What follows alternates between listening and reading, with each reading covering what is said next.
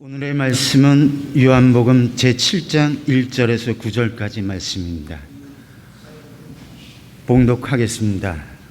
그 후에 예수께서 갈릴리에서 다니시고 유대에서 다니려 아니하심은 유대인들이 죽이려 함이러라. 유대인의 명절인 초막절이 가까운지라 그 형제들이 예수께 이르되 당신이 행하는 일을 제자들도 보게 여기를 떠나 유대로 가소서.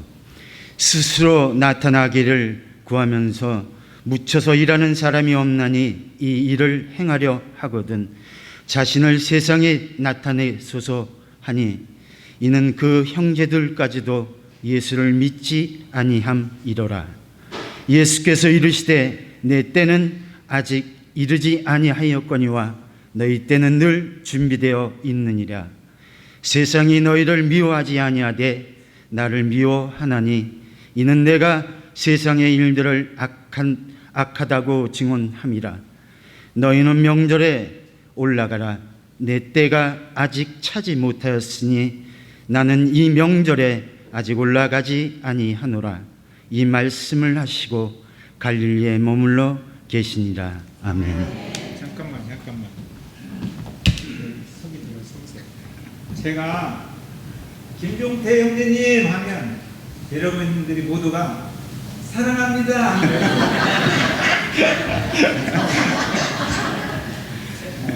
김종태 형제님 사랑합니다.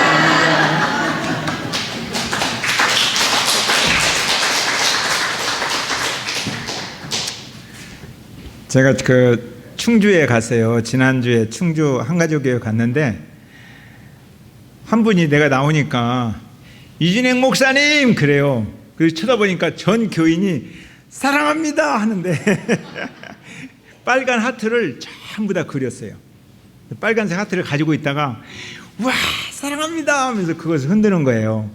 그래서 참 고맙고 감동적이더라고요. 이렇게 사랑을 표현해 주구나. 그리고 나서 이제 보통 소개할 때 이진행 목사님은 옛날에 뭐 했었고 그리고 대공께 목사고 이렇게 소개를 하거든요. 근데 사랑합니다 한 후에 목사님께서 스스로를 소개하겠습니다 그러는 거예요. 자기소개서. 내가 취업준비생도 아닌데 자기소개서를 썼어요. 근데 엉겹길에 자기소개서를 해야 되잖아요. 제가 이렇게 소개했어요. 저는 매우 존귀한 사람입니다. 예전에는 열등의식에 사로잡혀서 초라하게 살았습니다. 내가 부족하다고 생각했는데 예수님을 만난 후에 세상에 하나밖에 없는 자식처럼 하나님이 저를 그렇게 사랑하셨습니다. 그래서 저는 존귀한 자입니다. 그랬더니 눈이 이만해지더라고요. 두 번째, 저는 혼자가 아닙니다. 때때로 외롭고 힘들 때 혼자라는 생각을 했을 때가 있습니다. 그러나 교회가 무엇인지를 저는 공부를 했습니다. 그리고 옛날에는 혼자 목회했는데 지금은 교회와 함께 살아갑니다. 그래서 교회와 함께 살아갑니다. 그랬더니 사람들이 쳐다보더라고요. 세 번째는 저는 늘 부족한 사람, 지금도 부족한 사람이고 너무 부족해서 다른 사람을 사랑하는 일에 능력이 없는 줄로 알았습니다. 그런데 내 안에 하나님의 무궁한 사랑이 넘치고 있습니다. 나는 하나님의 무궁한 사랑으로 충만한 사람입니다.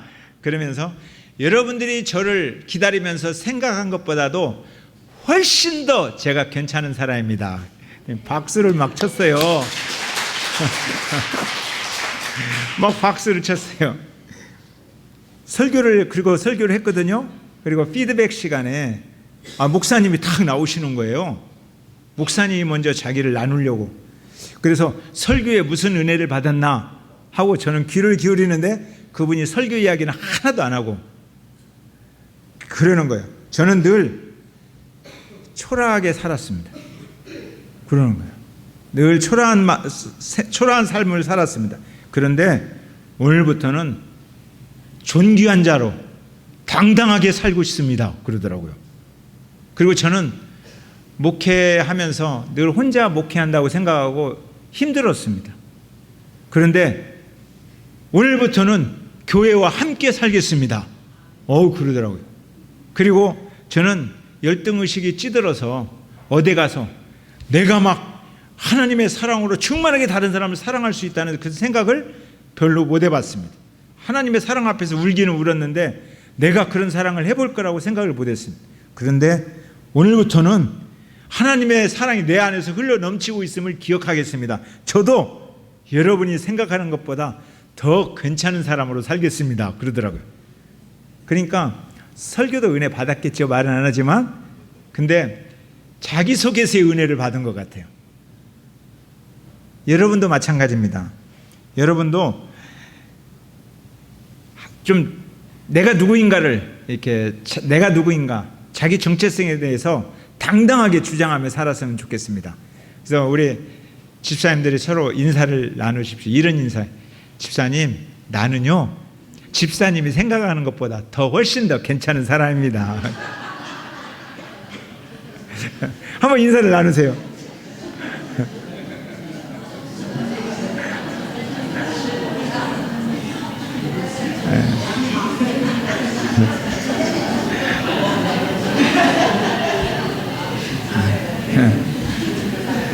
예수님도 이렇게 다른 사람이 예수님은 어떤 분입니다 이렇게 소개를 안 했어요. 예수님도 자기 소개를 썼어요. 나는 누구입니다라고 예수님이 항상 그렇게 이야기해요. 첫 유월절에 나는 하나님의 성전입니다. 또 그런 거예요. 내가 하나님의 성전이다. 너희들이 돈 들여서 이렇게 웅장하게 지은 성전을 다 부셔봐라. 내가 사흘 안에 지어버리겠다. 또 그러는 거예요. 그 배경에는 내 아버지 집이라는 거예요. 성전은. 유대인들이 들어보니까 깜짝 놀랐어요. 하나님을 지네 아버지라고 하는 거예요.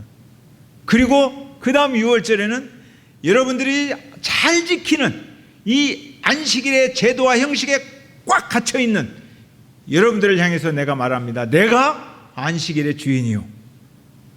안식일은 사람 살리는 날이요.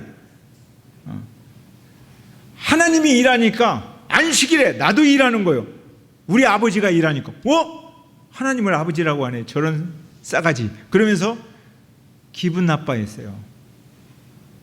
8월 한 달 동안 무슨 이야기 했어요? 예수님이 나는 생명의 떡이다 이렇게 말하는 거예요. 나 안 먹으면 너네들 죽어. 날마다 내 살과 내 피를 먹어야 살아. 내가 떡이요 음료다 이렇게 말하는 거예요.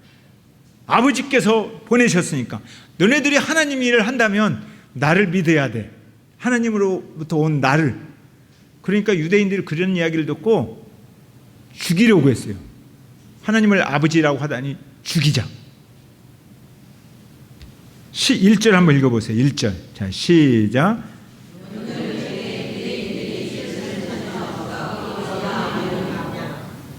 유대인들이 어떻게 하려고요? 죽이려고 했어요. 저는 이 내용을 보면서 설교 잘하는 게 뭘까? 저는 자기소개서 하니까 많은 사람들이 막 박수치고 환영했거든요. 그리고 은혜를 받았다고 눈물 흘리면서 자기도 그렇게 살겠다고. 근데 예수님이 자기를 소개했더니 예수님을 죽이려고 그래요. 설교는, 좋은 설교는 많은 사람들이 은혜 받고 좋아서 하는 것만 좋은 설교 아니에요. 좋은 설교는 오늘 나 들으라고 설교하다니 내가 교회를 떠나 말아 신경질 나게 하면서 그렇게 가슴이 팍 찔리는 그런 설교도 좋은 설교입니다. 아멘? 예수님이 그런 설교했어요. 예수님이 설교하니까 나 들으라고 하다니 이씨 하면서 예수님을 죽이려고 했어요. 야, 멋진 설교를 하니까 심장을 찌르는 설교를 했잖아요.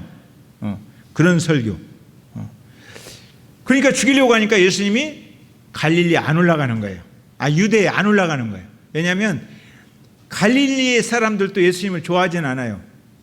5,000명이 떡 먹고 너무너무 좋아했다가 예수님이 생명의 떡이다 하니까 다 떠나버렸잖아요. 다 떠나버렸어요. 그래도 죽이려고는 안 했어요. 예루살렘에 있는 유대인들이 죽이려고 하는 거예요. 더 적대적이다는 거예요. 그러니까 예수님이 갈릴리에 머물러 있어요. 나 유대 안 올라가. 그리고 버티고 있어요. 그랬더니 형제들이 이야기합니다. 3절. 자, 시작.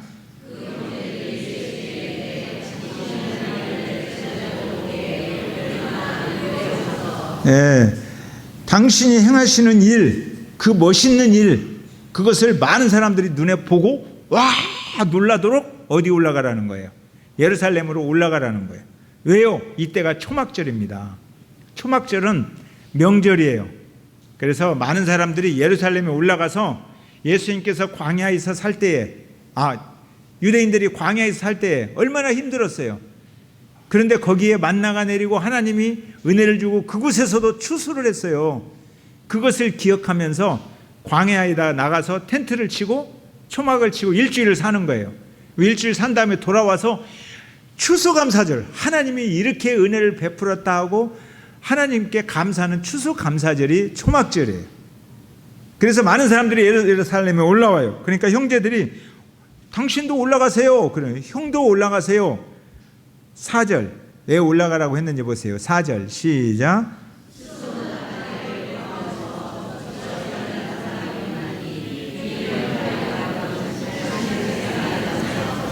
스스로 나타나기를 구하면서 스스로 자기소개를 나는 성전이다. 요셉이 우리 아버지인데 동생이 4명이나 있어요. 야고보, 유다, 요셉 이런 사람들이 동생들이에요. 근데 동생들이 보니까 우리 아버지 요셉을 아버지라고 안 하고 하나님을 아버지라고 하는 거예요. 그러니까 기분 나쁘죠. 형이 기분 나빠요. 그런데 그 형이 내가 하나님의 아들이다 그렇게 말하니까 형 그래? 스스로 자기를 그렇게 나타내고 하나님 일하려면 어떻게 해요? 시골 구석에 묻혀있지 말고 시골 구석에 묻혀서 살지 말고 예루살렘 올라가서 잘난 체 좀 해보셔 이렇게 하는 거예요. 비아냥거리는 거예요. 비아냥거리는. 참 형제들이 비아냥 거예요. 왜 비아냥거렸느냐? 5절 보세요. 자, 5절 시작. 예, 그 이유는 형제들까지도 이 도가 중요해요. 예루살렘에 있는 유대인도 안 믿고 갈릴리에 있는 유대인도 안 믿고 다른 제자들도 안 믿고 다 떠나가는데 그래도 좀 지원해 줬으면 좋겠는데 그 형제들까지도 그런 거예요. 그 형제들까지도 예수님을 안 믿어요. 다른 사람도 안 믿는 게 아니라 형제들까지도 안 믿는 거예요. 인간적으로 볼 때 형제들의 반응이 이해가 돼요. 왜냐하면 형이 멀쩡했잖아요. 그래서 열심히 목수일하면서 돈 벌어서 가난한 집 먹여 살렸잖아요. 요셉의 가정 힘들었어요. 그런데 형이 목수일을 하더니 멀쩡하게 어느 날 일 잘하다가 일 그만 딱 하고 그냥 껄렁껄렁한, 그동안 동네에서 보니까 어부들이 다 껄렁껄렁 하잖아요. 그 제자들 베드로, 야고보, 요한 뭐 이런 그런 동네 형제 친구들이에요. 동네 친구들 하고 껄렁껄렁 뭉쳐다니면서 하나님 나라가 어떻고 내가 생명의 떡이 어떻고 막 그러면서 돌아다니는 거예요. 그러니까 보기 싫은 거예요. 너무너무 잘난 체 하면서 뭐 하늘에서 왔다고? 그래서 우리 아버지 요셉이다 이 말 좀 하면 어때요? 집안일을 안 하고 나가서 생명의 떡이라고? 가난한 어부들 세리들 몇 명 데리고 제자들이라고? 근데 그 정도가 아니라 다른 사람들이 야 니네 형 혹시 미친 거 아니야? 이렇게 물어보는 거예요. 그러니까 2, 3년 지켜보더니 동생들이 결론을 내렸어요. 우리 형이 미쳤나 보다. 이 전에는 예루살렘에서 말씀 전할 때 동생들이 붙잡으러 온 적도 있었어요. 예수님께서 말씀을 막 하는데 누가 와서 물어보는 거예요. 예수님, 형제들이 왔습니다. 그러니까 예수님이 뭐라고 그래? 야, 누가 내 형제들이야? 아버지의 뜻대로 하나님 나라를 구하는 사람이 내 형제들이야. 그러면서 아는 체도 안 해버렸어요. 왜 그런지 아세요? 잡으러 왔어요. 예수님을 붙잡으러 왔다. 이러던 그 형제들이지만 나중에 예수님이 십자가에 못 박혀 죽으시고 부활하신 것을 경험하고 나서 예수님의 동생들이 변했어요. 예루살렘 교회의 지도자가 누구죠? 베드로와 야고보예요. 예수님의 제자 야고보가 아니라 바로 예수님의 동생 야고보예요. 예수님의 동생 야고보가 예루살렘 교회 지도자로서 헌신했어요. 그리고 야고보서를 썼어요. 예수님을 주님이라고 부르면서. 그리고 예수님의 동생 중에 유다, 제자 유다가 아니에요. 예수님의 동생 중에 유다가 변화되어서 유다서를 썼어요. 저는 이거 보면서 이 세상에 변화되지 못할 사람은 없다, 이런 생각을 해요. 여러분들 자녀들이 도저히 구제불능이다, 천만의 말씀, 예수님의 능력이면, 십자가와 부활이면 변화시킬 수 있다, 부모님이 이런 사고를 가지고 가르쳐야 변화돼요. 그런데 부모님부터 저놈아는 틀려 먹었어 하고 계속 덤비면 틀려 먹은 거죠. 변화할 수 있습니다. 예수님의 형제들도, 예수님을 미쳤다고 하는 형제들도 변화가 되었어요. 아멘? 그렇지만 이때는 안 믿어요. 안 믿어서 형제들이 예수님을 비아냥거리는 거예요. 저도 신학할 때 형님들이 비아냥거렸다 그래요. 우리 형님도 오셨는데 제 위에 형님은 저를 먼먼 새끼라고 이야기했어요. 왜 가족을 먹여 살리지 않고 신학하냐고 그래서 너 멀쩡할 때, 지금도 기억이 나요. 내 친구가 말했는데 너는 무슨 새끼라고 하더라고 막 그러면서 저한테 욕을 했어요. 제가 너무 가슴이 아파갖고 어떻게 살아야 되나 하면서 6개월 동안을 방황했던 적이 있었어요. 그러니까 가까이 있는 사람이 지지를 해줘야 되는데 가까이 있는 사람이 지지를 못 해줘요. 자녀를 제일 지지 못하는 사람들이 누군지 아십니까? 부모예요. 부모. 부모는 늘 자기 생각이 사로잡혀서 어떻게든지 자녀를 교육할까 그 생각만 있지 자녀를 지지를 안 해줘요. 그러니까 자녀들이 자기를 지지해 주는 사람을 찾아가는 거예요. 못된 사람이라도 찾아가요. 누구예요? 친구요. 저 친구가 너무너무 못됐어. 그런데 부모님은 내 이야기를 안 들어주고 교육하고 나를 이렇게 스트레스만 주는 거예요. 그런데 저 친구는 내가 아무리 떠들어도 해라 하고 스마트폰 하면서 막 다 들어주는 거예요. 그리고 나를 지지해줘. 그러니까 친구들 찾아가는 거예요. 부모님들이 자녀들을 지지해 줬으면 좋겠습니다. 제가 우리 자녀들을 소개할 때, 어제도 제가 딸 만나서 그런 이야기를 했어요. 내가 너를 소개할 때는 항상 다른 사람 앞에 이렇게 소개한다 그래요. 첫 번째, 저는 자녀들을 소개할 때 지금 우리 자녀들에 대해서도 이렇게 말합니다. 저는 자녀들을 믿습니다. 믿어줍니다. 자녀들이 하는 행동을 믿어줘요. 그것 때문에 저희 집사람이 속상할 때도 있어요. 너무나 믿어준다고. 심지어 신학교 다니다가 신학교 때려치고 막 나 그만 다닐래, 그래도 믿어줬어요. 나는 너를 믿어준다. 너가 그런 고민을 왜 했는지 나는 믿어준다. 그래서 3일간 축하 여행을 보냈어요. 나는 너를 믿는다. 필리핀에서 25일간 고등학교 안 가고 학교 안 가고 땡땡이 칠 때가 있었어요. 근데 제가 여러분에게 그랬잖아요. 우리 아이를 내가 지금 힘들어하니까 필리핀 갔다 와야 된다고. 그리고 가서 너 왜 그렇게 살아? 그 말 한 번도 안 했어요.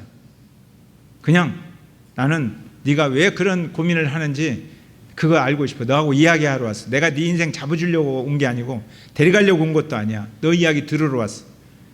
그랬더니 자기가 자기 이야기를 하더라고요. 그래서 딱 어깨 두드려주면서 나는 네가 자랑스러워 그러고 왔어요.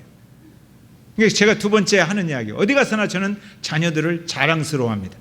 우리 아이들, 우리 딸에 대해서 제가 수치스럽게 생각한 적이 없어요. 자랑스러워요. 세 번째, 아이한테 그런 이야기 했어요. 나는 내가 너네들의 인생을 다 책임져 주려고 하지 못해. 책임질 수가 없어. 그렇지만 사막의 한복판에 너가 던져져도 너희들이 스스로 살아올 수 있는 사람이라고 나는 생각해. 저는 그렇게 말을 해요. 그리고 다른 사람한테도 그렇게 말해요.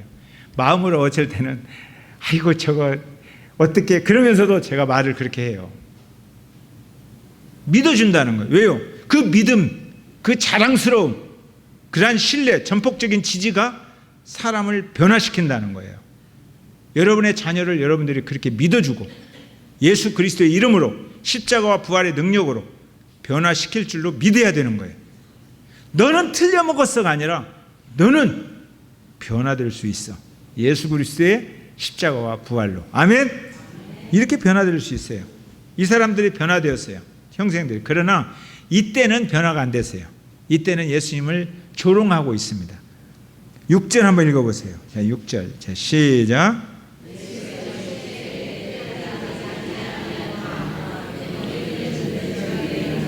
예수님께서 말씀하시되 내 때 십자가에 죽어야 할 때, 물론 가까이 지금 다가오고 있어요. 그러나 내 때는 이르지 아니했어요.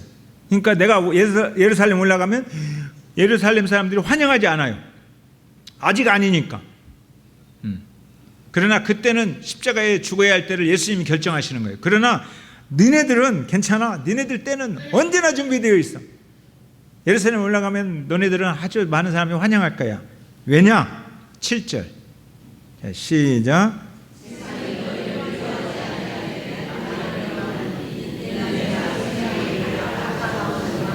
세상은 너를 미워하지 않아요. 세상은 나를 미워해. 왜요? 너희들은 세상을 악하다고 말하지 않아. 그러나 나는 세상을 악하다고 말해요. 그러니까 나는 미워하고 너희들은 세상과 한 통속이야. 그러니까 세상이 미워하지 않죠. 세상과 한편이 되어서 살아가면 세상이 여러분을 절대 미워하지 않습니다. 세상에서 편하게 살아갈 수 있어요. 그러나 세상이 악하다라고 세상의 가치관에 맞짱 뜨기 시작하면 여러분들은 힘들어요. 세상이 여러분을 미워하게 됩니다. 어떻게 해야 될까요? 예수님은 잘 믿고 싶어요.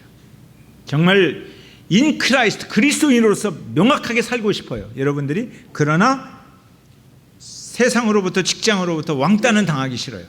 이웃 사람한테 왕따는 당하기 싫어요. 내 자녀가 세상의 흐름 속에서 이웃 자녀에게 지는 것을 보기는 싫어해. 그러면 어떻게 살면 되느냐? 내가 그리스도인 것을 세상이 눈치 못 채면 돼요. 그렇게 살면 돼요.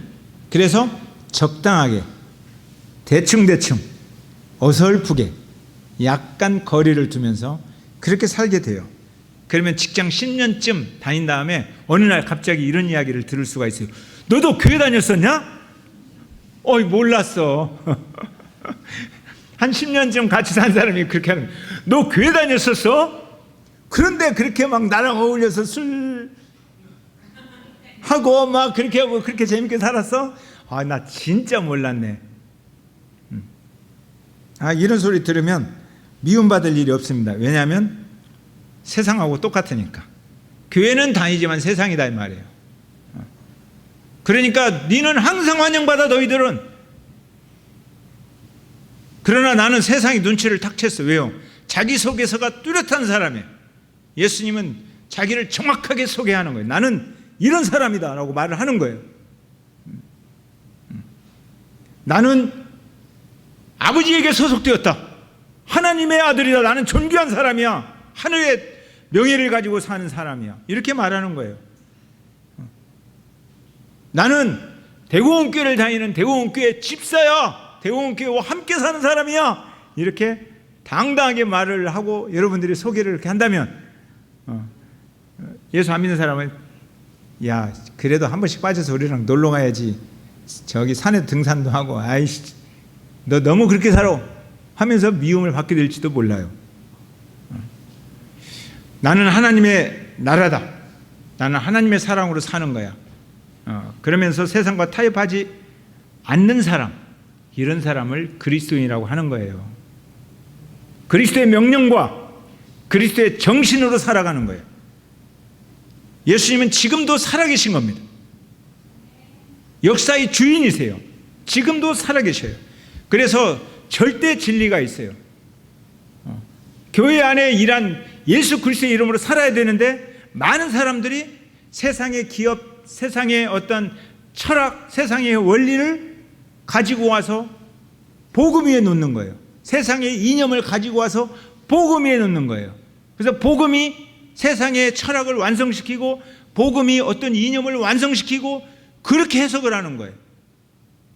잘못된 것이라는 거예요. 우리의 복음은 흔들릴 수가 없어요. 세상의 그 어떤 것으로도 흔들릴 수가 없어요. 그래서 나는 복음으로 산다. 나는 그리스도 하나님의 자녀로 산다. 존귀한 자로 그리스도의 명령과 정신을 존중하며 산다. 이렇게 말하는 사람, 이런 사람이 그리스도인이에요. 교회라는 게 뭐예요? 회개 공동체잖아요. 어떻게 회개했어요? 그 전에는 세상하고 함께 살아갔어요. 그러나 어느 날 내가 주인이었던 그 주인됨을 잘못했구나 라고 인정하고 하나님을 주인으로 영접했어요. 바꿔졌다는 거예요. 돌아섰다. 유턴했다. 그래서 내가 살아가다가 어느 날 터닝 포인트, 이렇게 살면 안 되겠다라고 생각한 지점이 있어요. 그 지점에서 바르게 다르게 사는 사람들을 그리스도인이라고 하는 거예요. 그걸 회개라고 하는 거예요. 내가 예전에는 하나님의 자리까지 올라가고 싶은, 바벨탑을 쌓고 싶은 나의 바벨탑이 있어요.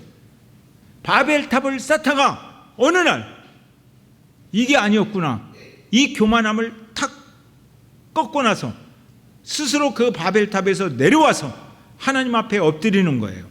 이걸 회개라고 하는 거예요. 옛날에는 만몬이 신이었어요. 만모니즘이라고 해서 애굽에 만몬 신이 있습니다. 부의 신이에요. 돈의 신이에요. 옛날에는 그런 신을 섬겼어요. 그런데 그 신을 섬기는 게 잘못되었구나, 이게 올바른 가치가 아니구나, 거기서 딱 멈춰서 터닝 포인트, 생각을 바꾸는 거예요. 그 신을 내려놓고 하나님을 두는 거예요. 이것을 회개라고 하는 거예요. 이 회개한 사람의 공동체가 교회라는 거예요. 교회. 그러면 교회가 회개의 공동체라면 무슨 말을 해야 돼요?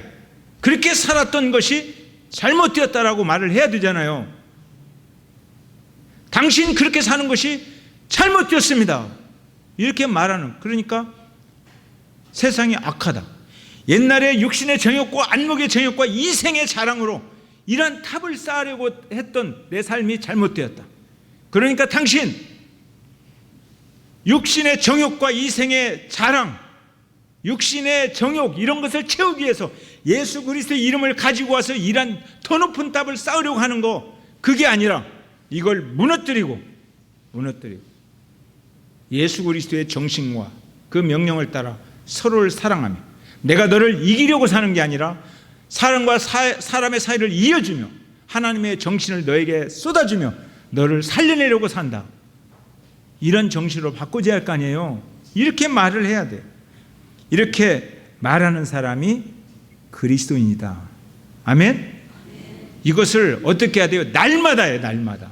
날마다 마음을 새롭게 하고, 어제는 새롭게 했는데 오늘 안 하면 오늘 또 때가 묻어요. 그죠? 세상 속에 살아가니까 날마다 마음을 새롭게 하고, 날마다 변화를 받아서 날마다 하나님의 뜻을 분별해 나가는 삶, 이것을 우리는 복음이다, 십자가의 삶이다, 하나님 나라의 일이다, 이렇게 말하는 거예요. 이 일에 충성하는 여러분이 되었으면 좋겠습니다. 아멘. 그래서 저는 주님 뜻대로 살겠습니다. 하나님이 말씀하시면 갑니다. 하나님이 말씀이 없으면 멈춥니다. 세상이 아무리 유혹해도. 이런 담대함이 여러분 속에 흘렀으면 좋겠습니다. 아멘. 찬송합시다. 오늘 말씀 붙들고 한번 기도하는 시간을 가집시다. 그리고 스스로에게 질문해 보십시오. 나는 터닝 포인트가 있는가? 내가 세상으로 살다가 예수님의 십자가와 부활을 경험하면서 이렇게 살면 안 되겠구나, 나의 가치관과 나의 삶의 양식, 태도, 이런 것들이 세상에서 살던 것들이 잘못되었구나, 그것을 회개하고 나는 이제 새롭게 살자라고 탁 돌아서는 터닝 포인트가 없다면 우리들은 문제가 있는 그리스도인들입니다. 나에게는 이러한 터닝 포인트가 언제였는가? 그리고 이제 그리스도인이라면 대충 적당하게 어설프게 섞어 사는 그런 타협하는 삶으로부터 분명한 태도를 정해야 됩니다. 나는 세상과 함께, 교회는 다니지만 여전히 세상으로 살아갈 것인가? 아니면 하나님 나라의 존귀한 자로 교회와 더불어 함께하며 하나님의 사랑이 내 안에서 넘치는 자로 나를 그렇게 당당하게 소개하며 살 것인가? 이런 면에서 여러분들은 결단하는 기도가 있어야 됩니다. 이 시간 함께 하나님 앞에, 성령님의 다스림 앞에 여러분을 드러내는 그런 기도 시간이 있었으면 좋겠습니다. 기도하겠습니다. 살아계신 아버지 하나님, 감사합니다. 우리 주님께서 오늘, 하나님 아버지, 우리는 이 교회를 다니면서도 적당하게 일정한 거리를 유지하면서 대충 그렇게 어설프게 살아갈 때가 많이 있습니다. 세상으로부터 혹시 왕따 당할까 봐, 세상으로부터 혹시 거절당할까 봐, 내가 하는 일들이 세상의 방법대로 통하지 않으면 망하고 거절당할까 봐, 그런 것들이 두려워서 교회는 다니지만 전혀 눈치채지 못하게 세상하고 똑같이 살아가는 그런 모습을 보일 때가 있습니다. 이것은 그리스도인이 아닙니다. 주님은 그렇게 말씀하십니다. 너가 너의 살아온 세상의 가치로부터 돌아서는 잘못되었으므로 이제 하나님 나라의 가치관으로 살아가는 터닝 포인트, 그 지점이 있느냐고. 그래서 이제 하나님의 정신과 하나님의 명령과 하나님의 말씀으로 당당하게 이 세상을 이기는 그러한 삶을 살 준비가 되었느냐고. 오늘 형제들과 예수님의 대화를 통해서 오늘 이러한 말씀을 보여주고 계십니다. 하나님 아버지, 우리가 그리스도인으로서 존귀한 자로서 내 안에 하나님의 사랑이 넘치는 자로서 육신의 정욕과 안목의 정욕과 이 세상의 자랑이 두려워서 끌려가는 삶이 아니라 이러한 것들을 이겨내고 당당하게 가슴을 펴고 하늘의 이야기를 말하는 그러한 그리스도인들이 되게 하여 주시옵소서. 지금은 교회의 머리가 되신 예수 그리스도의 은혜와 하나님 아버지의 사랑과 성령의 감동하심, 오늘 그리스도인으로서 하나님께 속한 자로서 하나님의 백성으로서 그렇게 살아가기를 원하는 우리 사랑하는 지체들의 인생 위에 영원토록 함께 하시기를 간절히 축원하옵나이다. 아멘.